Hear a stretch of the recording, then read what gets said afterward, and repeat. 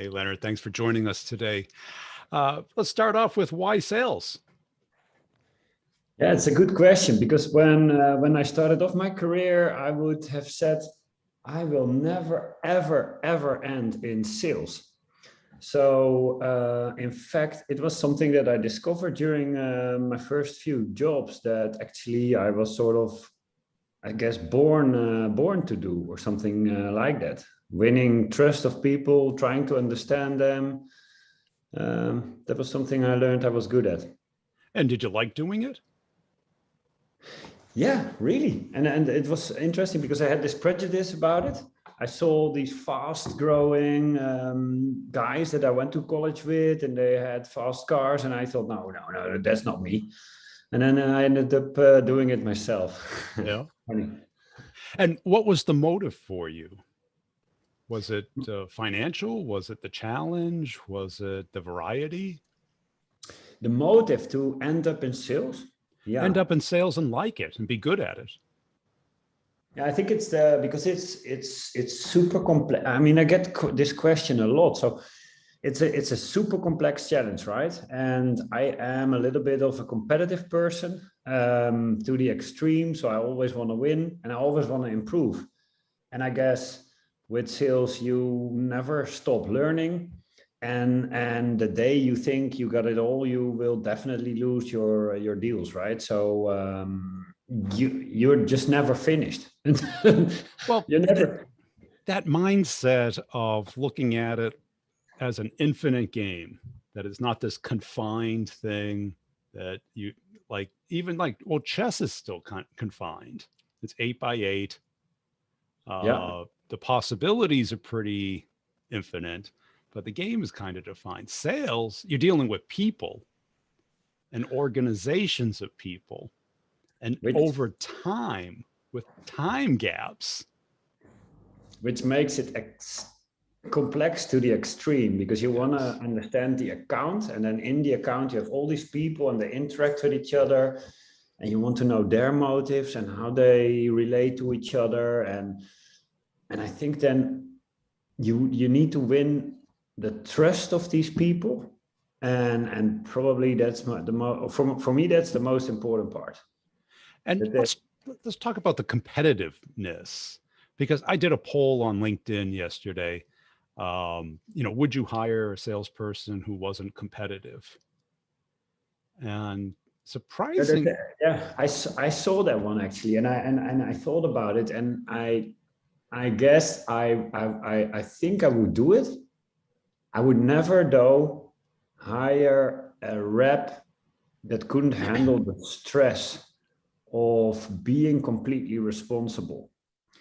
But in the end, I think competitiveness is super important, because you always want to do something better, and you always need to train all the people that work in your team, that message to your client. You want to influence that. You want to, whenever you lose, you're responsible, right? Well, that's it, because what competitiveness gives you is that emotional attachment to what you're doing. To do the extra mile, the extra step, always. And because there's got to be a driver there, because there's no participation trophy. No, and that's I think a lot of the difference between, like the sales engineer, the pre-sales, the product people. In the end, they really want to help you, but they will never think, okay, is there something that I can still improve? What if that and that happens? Well, I mean, in the end, they just do their job, right? And my task is to get it over the line. And that's it. And we're constantly asking, what will that take? Unless you care. And it's never enough, right? Because if you want to increase your percentage of chance of winning, there's always things you can still do. So there's also a balance. Where do you stop? Where do you think, okay, now I trust, let it be, and then the PO will come in. There is that moment, right? That you run the chance of actually annoying them by reaching out and making sure, etc. Well, usually to win the marginal ones, you got to do something different. You got to either build a stronger relationship, a better business case, broader vision, deeper vision of what you can do for them. And the competitiveness, if it's not that, what else would it be that would get you to care that much to do that extra work? Yeah. No, you're right. You need to have the competitive in you, because ultimately you want to win, right? And you definitely don't want to lose to your Yeah. competitor. I mean, you could. It's a little bit less worse to lose to no decision. It's worse to lose to your competition, though, I think. Yeah, no decision feels better, but it pays the same as losing, right? Well, that's an interesting one. I'm just working on this proposal, and which for a company I lost to 3 years ago, Yeah. and just began, and in fact they were really insultive against me at that moment, and now we're back on track, and because I tried to understand them at that moment, we still have a relationship, and now I have the time to sell again, or the Yeah. chance. And you've got an interesting education. I saw the master practitioner of NLP. Yeah, that was fun to do, and it learns you a lot about how you look at your environment, how you filter. Right, there's lots of things that you filter out of your perception just by the way you were raised up, or maybe how you're wired from Right. from the way you got out of the womb. I don't know how it actually works, but you need to be aware of those. Otherwise, you will never be able to connect to people that haven't the same settings as you. Yeah. Um, And was that a major milestone or epiphany in your sales career, or just a hobby or an interest? for me, it was something that made me aware how important communication is to in NLP terms, create a rapport. So create quality of communication, but also these guys that delivered this education were really good. They also made me aware of, look, the result or of the communication is, or the quality of the communication is defined by the result that you get. So if you don't like the result, then you change your communication. There's no other way, right? You can, otherwise it's just you blaming the other guy that he didn't understand you, or that woman, or whoever you're talking to. That's pretty much what sales is, isn't it? The market tells you how good you are at it. Exactly, but you have in NLP, you have educations that teach you the tricks, and you have the education that teach you really the morals, the ideas, the values, and really help you integrate it into your communication. And if you just teach the tricks, it doesn't work, right? You have to integrate. Right. Yeah. You can't look at it as tricks. You got to look at it as a way of understanding, empathizing with other people, seeing the world how they see it. That's exactly it. You want to learn to understand their life and their challenge and what it means for them, and otherwise you can never win their trust, right? Otherwise it's just you talking to them, giving a lot of information during Right. half an hour on the Zoom. Because communication is a bridge between how they look at the world and how you look at the world. And even trying to span the boundary between your Exactly. company and their company, and that's already. And we can try and push it onto them to build the bridge to where we are, or we build the bridge to where they are, so that you can talk about the same thing and both people understand what they're saying. Yeah. Because you're selling technology, right? Complex stuff. Yeah, that's true. Yeah, that's true. It's a sort of newish, and now it's getting a little bit accepted. So it gets a little bit easier, but there was a lot of evangelizing in the beginning. Yes. And I sold new security stuff also at one time. And what's hard about security, it's very keyword focused. How long was that ago? It was almost 10 years now. All right, that was pretty early in the security days. Well, security came super important after 9/11, at least in the US. Everything became important after 9/11. It was like disaster recovery, everything, replication, and certainly security today is critical with all the cyber attacks. But you were referring to keyword focused.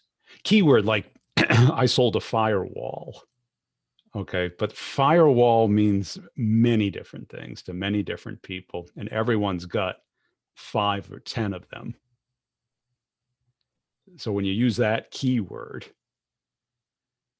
it triggers events in their head that aren't what you're talking about. Like when you talk penetration test, or you talk, multiple levels, or IPv5 or 6 or whatever, all of those things, people are at different stages of understanding them and caring about them.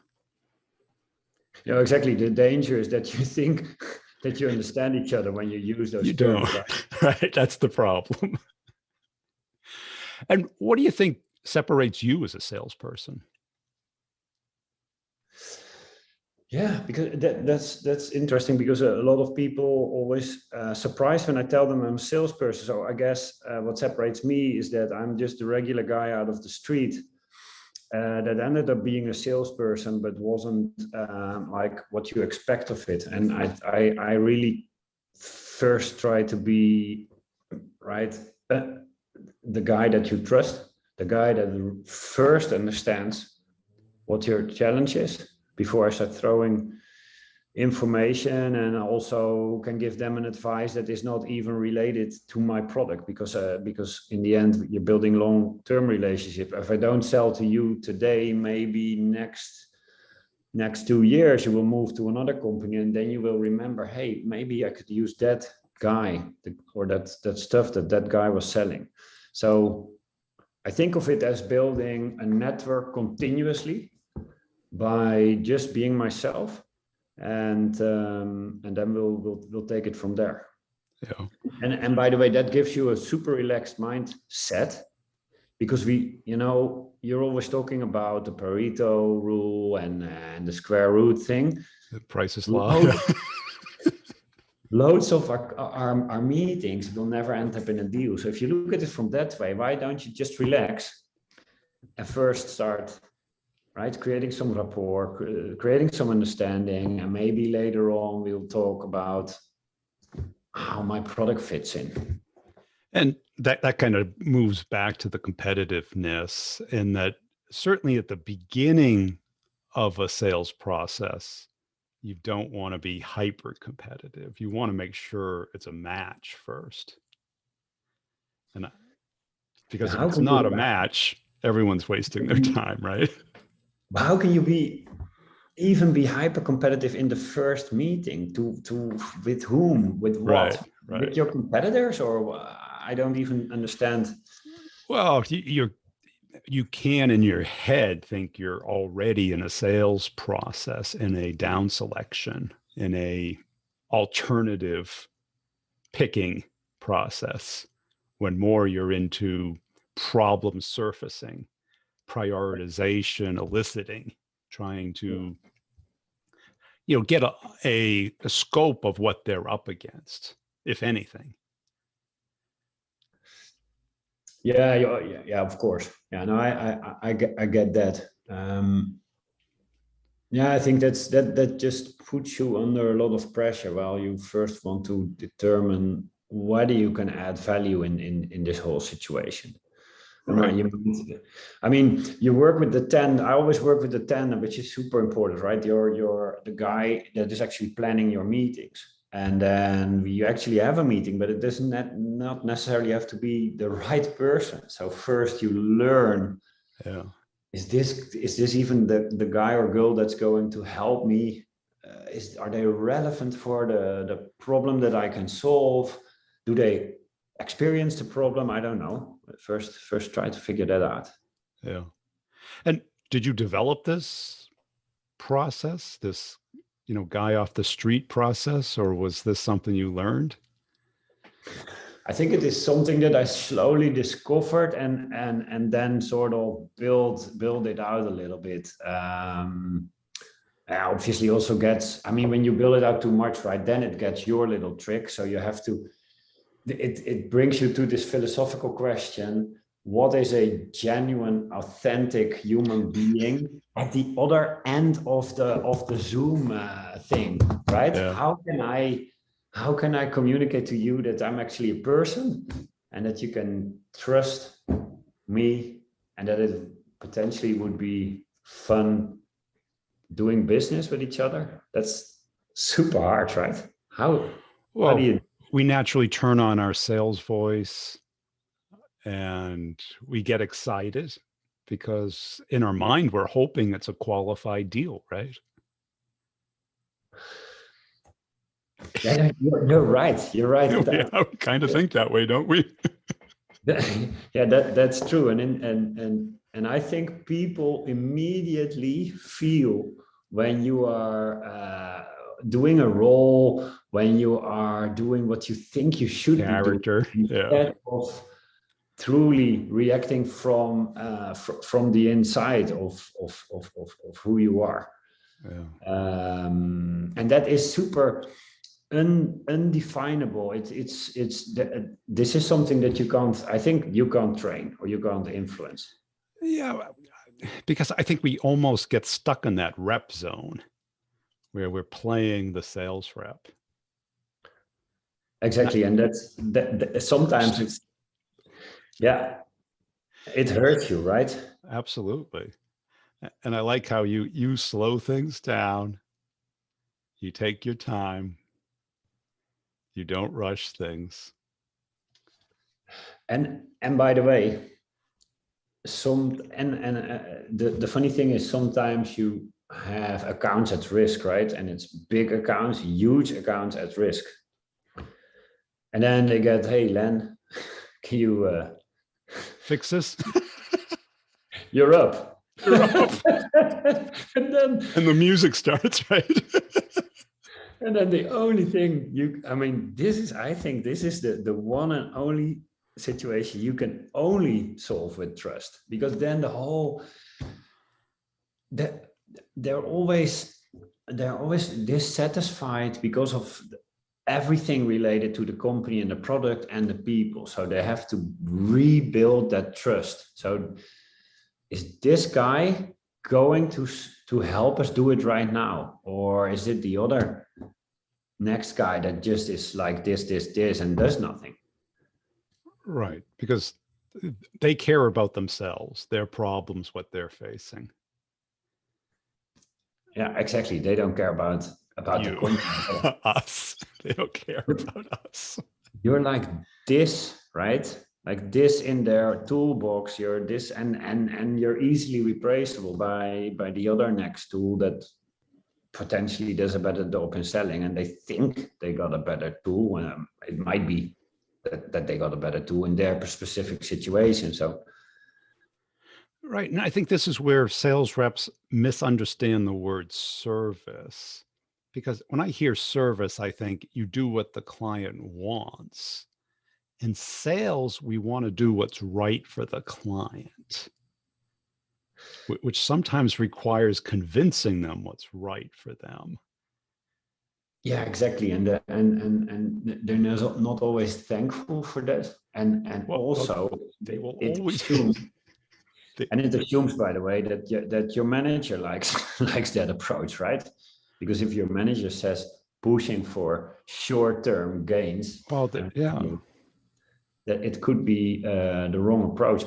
I mean, if I'm selling to you and I know that your biggest problem can only be solved for 20% with my tool, I will straight tell them that in the face. I will tell them potentially you're better off first buying this and then in half a year getting back to me. Because if they're doing their job right, they will eventually find that out themselves. They'll figure it out. Yeah. or I will sell them my stuff and then they won't use it. And in a year I have a problem. So it's always, I think, yeah, it's this sort of honest approach, right? It's right.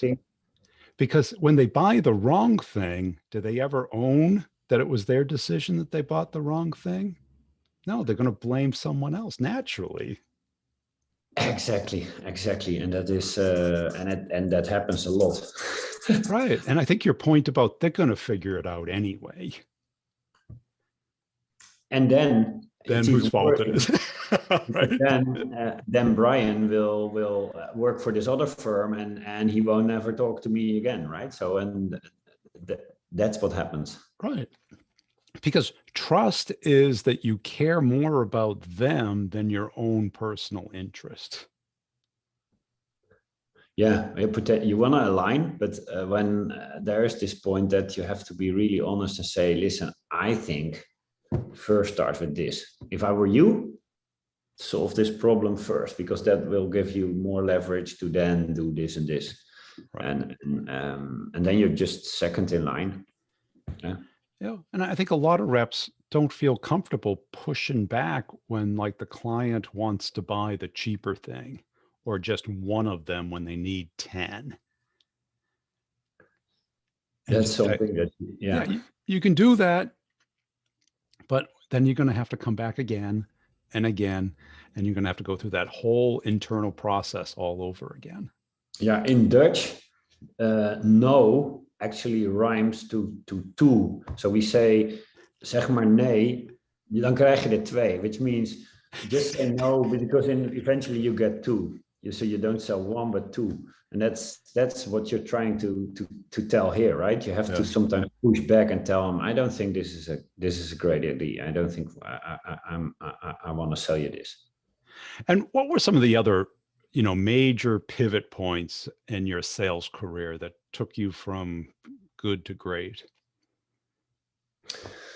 How about other than my podcast? Yeah. No. How about taking a tool which was basically you just couldn't sell it. I was working for Experian. They acquired this tool called 41st Parameter. And then we were trying to sell this to every bank in the Benelux area, but the ecosystem in terms of payment had developed differently. So I went to literally every bank in the Netherlands, and then slowly we discovered, hey, this is not going to work. It's not going to add any value. And continuously discovering that your tool doesn't work also learns you a lot about how then to create value when the thing you're trying to sell just doesn't solve the problem. What do you do then?